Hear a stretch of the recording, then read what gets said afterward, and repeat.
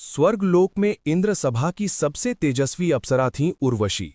उनका सौंदर्य केवल रूप तक सीमित नहीं था, उसमें संगीत था, करुणा थी और ऐसा तेज था कि देवता भी एक क्षण को मौन हो जाते।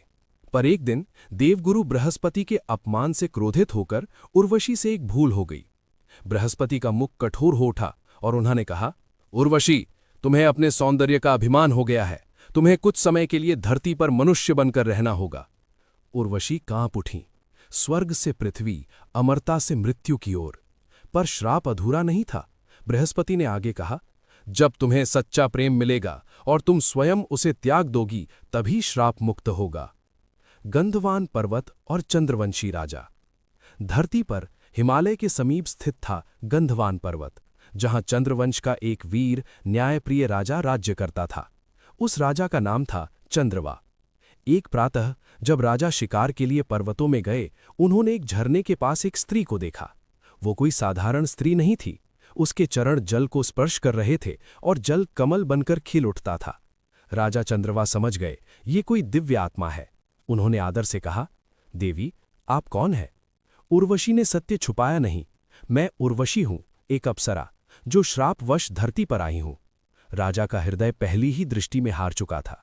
उन्होंने हाथ जोड़कर कहा, यदि आप स्वीकार करें तो मैं आपसे विवाह करना चाहता हूं। उर्वशी की 3 शर्तें। उर्वशी ने गहरी सांस ली। उन्हें पता था, प्रेम ही उनका बंधन भी है और मुक्ति भी। उन्होंने कहा, पहली शर्त, आप मुझे कभी अपने वैवाहिक संबंध का स्मरण नहीं कराएंगे। मैं जब चाहूं, जैसे रहूं, वैसी स्वीकार की जाऊंगी। दूसरी शर्त, आप मुझे कभी नग्न अवस्था में नहीं देखेंगे, न नींद में न जागृत में। तीसरी और सबसे कठोर शर्त, यदि इन 2 शर्तों में से एक भी टूटे तो मैं उसी क्षण आपको छोड़कर चली जाऊंगी। राजा चंद्रवा ने बिना हिचक कहा, मैं तीनों शर्तें स्वीकार करता हूं। प्रेम और नियति का टकराव। विवाह हुआ, राज्य में सुख आया। राजा और उर्वशी का प्रेम लोक कथाओं में बदलने लगा। पर नियति शांत नहीं रहती। एक रात महल में अचानक आकाशीय प्रकाश फैल गया। देवताओं ने जानबूझकर ऐसा दृश्य रचा कि उर्वशी की दूसरी शर्त टूट जाए। एक क्षण के लिए राजा की दृष्टि उर्वशी पर पड़ी और वही क्षण सब कुछ बदल गया। उर्वशी की आंखों में आंसू थे, पर मुख पर शांति। उन्होंने कहा, राजन, अब मेरा जाना तय है। राजा गिर पड़े। देवी, मेरा अपराध क्षमा कर दो। उर्वशी ने अंतिम बार कहा, यही प्रेम मेरी मुक्ति था और यही मेरा बंधन भी। क्षण भर में वो आकाश में विलीन हो गईं।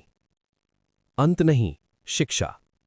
स्वर्ग में लौटते ही उर्वशी का श्राप समाप्त हो गया।